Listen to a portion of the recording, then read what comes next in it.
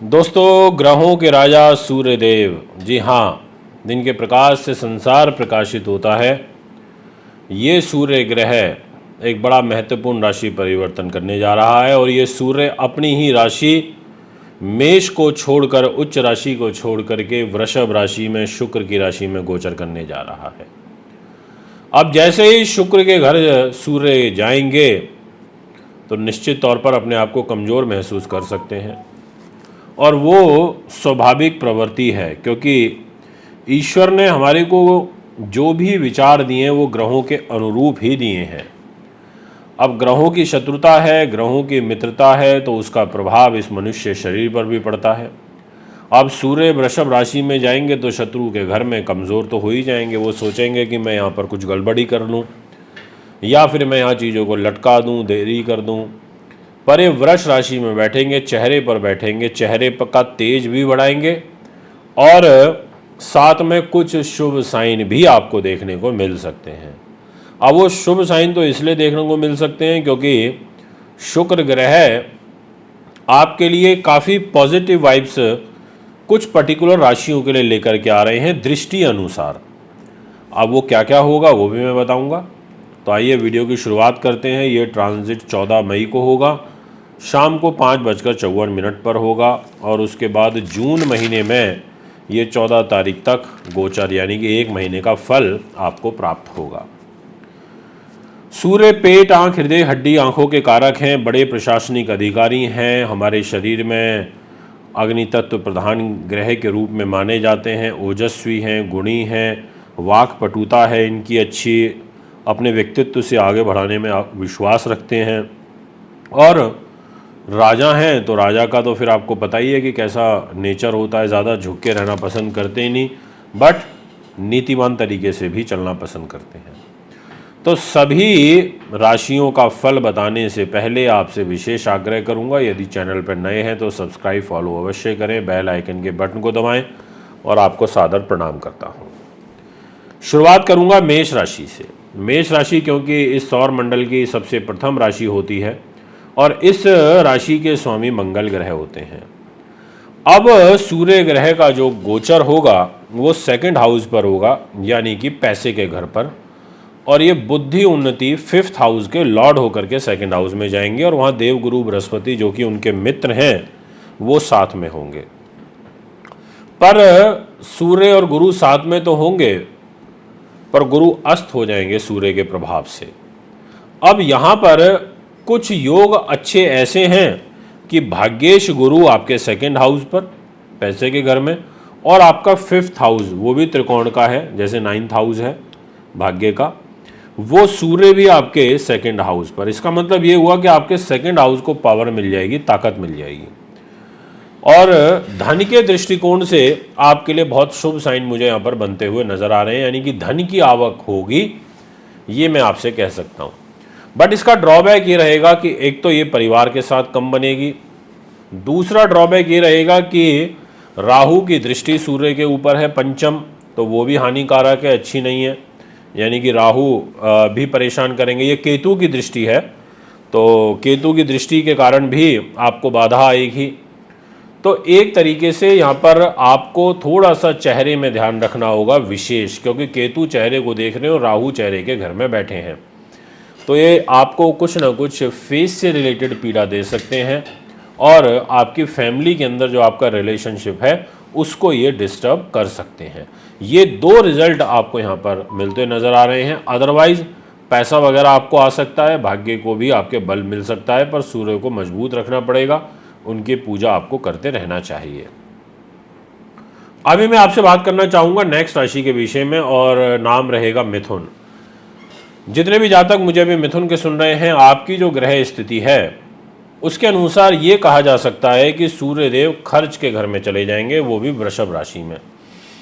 अत्यधिक खर्चे आपके तनाव का कारण अब बनने वाले हैं, इसमें कोई दो राय नहीं है। पैसा तो आपका खर्च होगा, काफ़ी होगा, आपको ध्यान रखना है, और छोटे भाई बहन मित्रगणों के ऊपर पैसा खर्च होगा और आपके जो गुण हैं उनका अति व्यय भी होगा। इसका मतलब ये होता है कि आप अपनी एनर्जी को अपने दोस्त मित्र यारों के ऊपर, भाई बहनों के ऊपर ज़्यादा कंज्यूम करेंगे, ऐसा आपकी ग्रह स्थिति कहती है।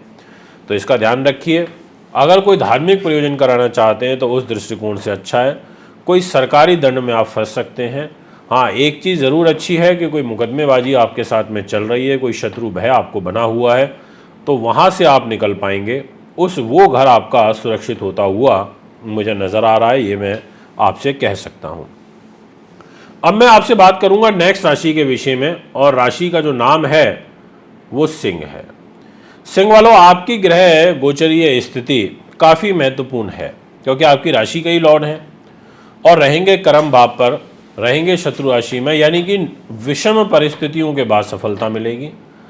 जॉब में सफलता मिलेगी, ये नहीं कहूँगा कि सफलता नहीं मिलेगी, पर मेहनत ज़्यादा होगी, कठिन परिश्रम ज़्यादा होगा, और आपको बेवजह का जो तनाव है वो देने की जो कोशिश है वो करी जाएगी, आपके लोगों के द्वारा करी जाएगी, और आपको गुप्त शत्रुओं का भय यहाँ मुझे बनता हुआ नज़र आ रहा है, ये भी मैं आपसे कह देना चाहता हूँ। तो दोस्तों, सूर्य यहाँ पर सप्तम दृष्टि से आपके प्रॉपर्टी, वाहन, जमीन, जायदाद के घर को देखेगा। इसका ये मतलब हुआ कि वो प्रॉपर्टी रिलेटेड जो सुख है आपको दे सकता है, प्रॉपर्टी से आपको विशेष लाभ पहुंच सकता है, ऐसा आपकी राशि कहती है। तो यानी कि आपके लिए काफ़ी निर्णायक हो जाता है, और सूर्य प्रॉपर्टी में सफलता देगा, ये मैं आपसे कहूँगा। अब मैं आपसे बात करना चाहता हूँ नेक्स्ट राशि के बारे में, और वो रहेगी वृषभ। क्योंकि वृषभ राशि के स्वामी ग्रह स्वयं शुक्र होते हैं, और शुक्र की जो स्थिति है वो आगे आने वाले समय में तो अच्छी है। अब आगे आने वाले से मतलब है कि 18 मई और 14 मई की रात को सूर्य का परिवर्तन होगा, तो एक मालव्य नाम का महापुरुष राजयोग बनेगा 18 तारीख से, जो कि 22 दिन तक चलेगा। यानी कि सूर्य भी वृष राशि में रहेंगे, निश्चित तौर पर परेशान करने की कोशिश करेंगे, पर शुक्र खुद इस घर में आ जाएंगे तो बली हो जाएंगे, अपने घर में मालव्य राजयोग बनाएंगे वृष राशि के लिए। तो इसलिए मैं ये कह सकता हूँ कि आपको अपनी राशि के स्वामी को मजबूत रखना है, यानी कि एक ओपल, हीरा आप या जरकन ये आप पहन के रख सकते हैं। वाइट रंग के वस्त्र आप ज़्यादा धारण करके रखें, और आपका दाम्पत्य जीवन पर जो सूर्य के द्वारा बुरा प्रभाव अभी आगे आने वाले समय में पड़ेगा, उससे आप बच सकते हैं, ऐसा आपकी राशि कहती है। यानी कि वहाँ आपका बचाव होता हुआ मुझे नज़र आ रहा है। अब मैं आपसे बात करना चाहता हूँ नेक्स्ट राशि के बारे में, और वो रहेगी कर्क। अब कर्क राशि के स्वामी होते हैं चंद्रमा, और सूर्य का जो गोचर है वो होगा आपके लाभ स्थान पर।